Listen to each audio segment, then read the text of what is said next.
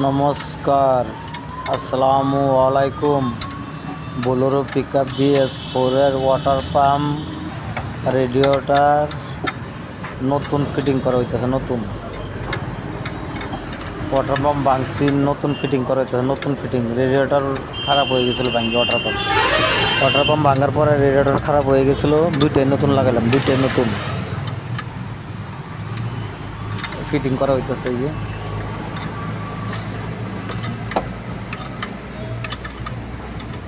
Bolero pickup BS4 এর এই water pump fitting করা হয়েছে। এই যে ফ্যান বেল্ট টাইট করে, ফ্যান বেল্ট টাইট করে হইতেছে। দেন আবার ফ্যান বেল্ট টাইট করা হইতেছে।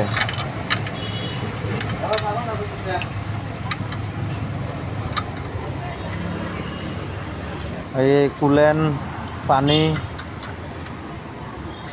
ডিস্ট্রিবিউটর আনা হয়েছে আর কুলেন আনা হয়েছে, দুইটা মিলে ঢালতে লাগবো। Water pump